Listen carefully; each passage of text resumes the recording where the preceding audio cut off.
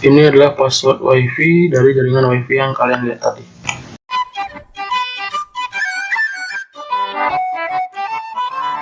It's the dream.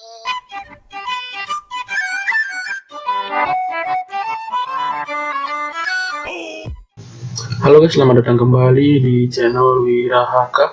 Di video kali ini channel Wirahaka akan share atau berbagi info ke kalian semua bagaimana cara melihat password WiFi yang terhubung ke laptop kalian. Yang pertama, kalian harus tekan Windows R di keyboard kalian. Di keyboard laptop kalian tekan Windows R, logo Windows dan F.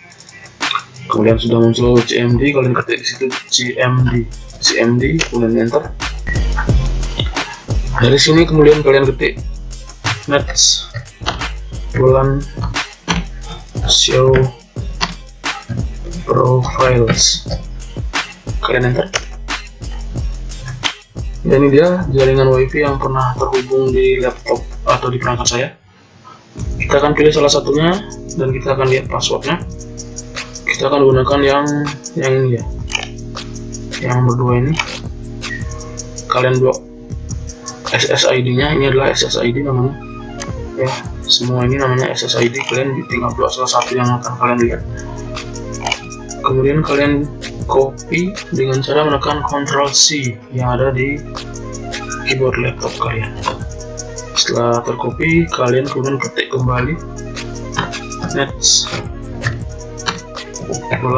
show profiles, kemudian kalian paste dengan cara menekan Ctrl+V SSID yang kalian copy tadi, kemudian kalian enter.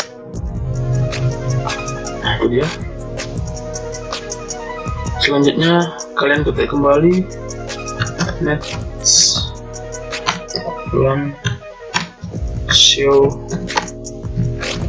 profiles, kalian paste lagi SSID yang tadi, kemudian kalian tambahkan key sama dengan clear. Nah, ini dia. Ini adalah password WiFi dari jaringan WiFi yang kalian lihat tadi. Ini passwordnya.